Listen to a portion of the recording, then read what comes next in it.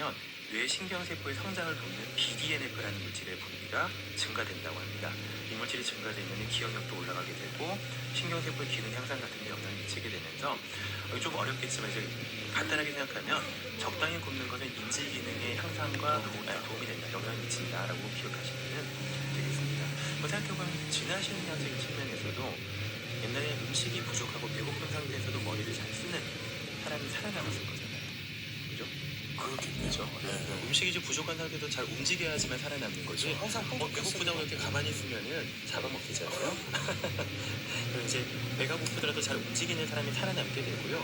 결과적으로 우리 몸은 그 자체가 배가 부른 상태보다는 배가 고픈 상태에는 좀 더 기민하게 잘 활동하게 되는 그런 유전자가 각인되어 있다고 볼 수가 있는 거죠. 네.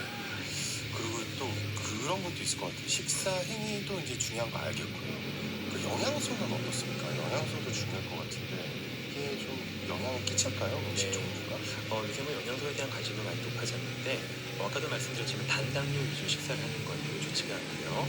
설탕이나 흰밀가루, 백미 같은 정제 탄수화물이라고 하죠. 이런 것들을 섭취하게 되면 또 감정이 금방 올라갔다 금방 떨어지는 기복이 나타날 수가 있습니다.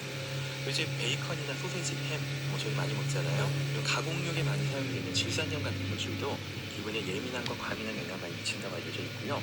어떤 연구에서는 조울증 환자, 이런 조증 환자분들 있잖아요. 근데 과민하고 기분이 들뜨는 이제 이런 환자분들을 대상으로 영양 섭취의 어떤 부분을 조사했더니 대조군에 비해서 염장된 육류, 그러니까 소금을 많이 친 그런 음식들을 먹었더니 3배 이상 섭취하니까 이 사람들이 좀 결과적으로 영향을 미치더라 하는 그런 결과도 있었고요.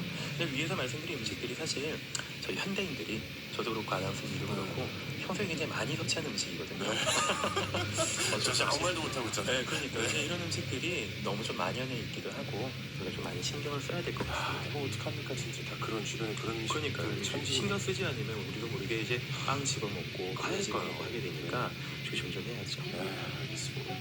그러면 좀 지금 생각을 해보면 이게 위나 장, 특히 장과 이게 연관이 있다고 봐도 되는 건가요? 네, 마음이? 그렇죠. 음식이 결과적으로 우리 몸에 들어가게 되면 장에서 소화를 하게 되니까 관련이 있을 건데 이런 연구가 또 상당히 많이 진행이 되고 있거든요.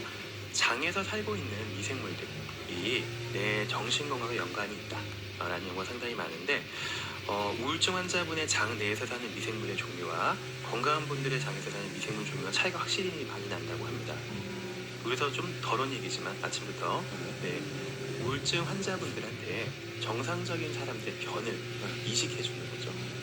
변을 이제 이식해주거든요. 그래서 그런 결과로 인해서 장내 미생물의 어떤 그런 구성이 바뀌게 되니까 결과적으로 우울증이 좀 회복이 되더라고요. 아니 근데 변을 어떻게 이식해요? 빼서 넣어주는 거죠. 괴상하다 느낄 수 있는데 그만큼 이제 장에 있는 미생물의 종류에 따라서 이것이 굉장히 영향을 좀 많이 미친다라는 연구가 또 이제 진행되고 있습니다. 그러면은 뭐 마지막 질문 이거를 안 물을 수 없습니다. 뭐 예상은 되지만 건강한 식습관, 감정 유지의 건강한 식습관은 어떤 게 있을까요? 아까도 쭉 말씀드렸지만 2012년도부터 10년 동안 프랑스에서 연구를 진행한 결과에 따르면 결국 과일이나 채소, 단백질, 불포화 지방산이 풍부하게 포함된 식단을 먹는 것이 우울증이나 여러 가지 정신과 질환의 어떤 위험을 감소시킨다라는 것이 연구 결과 발표됐고요. 그의 결과도 굉장히 많죠. 또 영양소뿐만이 아니고 식습관도 굉장히 중요한데요. 원칙은 딱 하나입니다. 정해진 시간에 정해진 만큼 식사하는 거죠. 진료실에 환자분들 찾아오시면 제가 제일 먼저 말씀드리는 게 일단 규칙적인 식습관을 꼭 유지하시라라는 말씀부터 드리거든요. 식사 습관이 바로 생활 리듬을 구성하게 되고 그 생활 리듬이 결국 내 하루의 기분 상태의 안정감을 또 좌우하는 법이기 때문에 그만큼 우리가 먹는 영양소라든지 식습관 같은 것들이 우리의 기분에 영향을 많이 미친다고 볼 수가 있겠습니다. 네, 알겠습니다. 명심하도록 하겠습니다. 자, 어른의 성장 부분은 음식과 정신 건강이 어떻게 연결이 되어 있는지 살펴봤습니다. 정신과 전문의 신재현 원장님과 함께했습니다. 고맙습니다. 네, 감사합니다.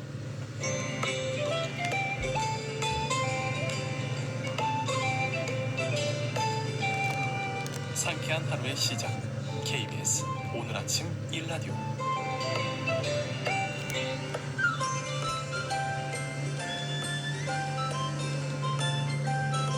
다양한 갈등과 손실을 발생시킬 수 있는 이해관계와 법률 문제에 대해 살펴보는 시간입니다. 이해관계 시간, 법률사무소 세로의 박예준 변호사님 나오셨습니다. 안녕하십니까? 안녕하십니까. 네, 오늘은 어떤 이해관계에 대한 내용일까요? 오늘은 이제 경찰을 폭행하는 취객 영상을 경찰을 폭행하는. 폭행하는 그 나쁜 짓을 하는 사람이죠. 네. 그 영상을 찍어서 지금 SNS에 올려서 유포했더니 그 영상에 찍힌 사람이 이제 손해배상 소송도 하고 그다음에 그 명예훼손으로 고소도 해서 찍은 사람. 이제 예. 찍은 사람을 이제 찍고 유포한 사람을 고소해서 양쪽이 이제 분쟁을 겪은 사례에 대해서 설명을 드리고자 합니다. 네. 경찰을 폭행하는 사람을 찍어서 올린 거고, 그리고 이게 법에 따라 처벌받아야 한다는 것도 공익 목적인데 왜 그런 말 있잖아요. 공익 목적은 괜찮다. 네. 네. 이런 경우에 초상권 침해인가요? 일단은 예침입니다. 아. 네. 매우 그러니까 초상권 침해는 매우 단순합니다. 그 초상권을 가진 사람, 즉 당사자겠죠. 당사자의 허락 없이 찍지 마라. 그 사람을 식별할 수 있게 찍지 말고 그 다음에 찍은 걸 유포하지 마라.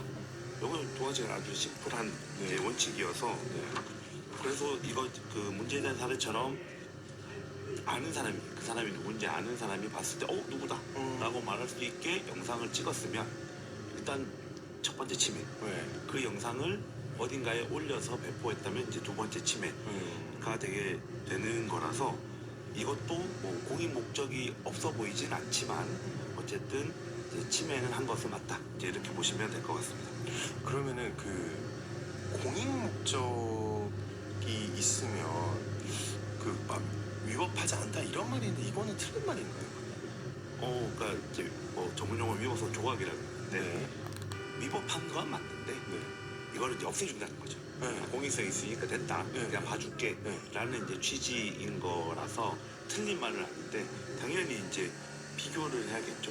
초상권을 보호하는 이유도 있을 것이고 공익성을 보호하는 이유도 있기 때문에 이제 두 개를 비교해서 본다 이렇게 판단하시면 될 것 같습니다. 그러면 공익 목적이라는 건 어떻게 판단할 수 있나요?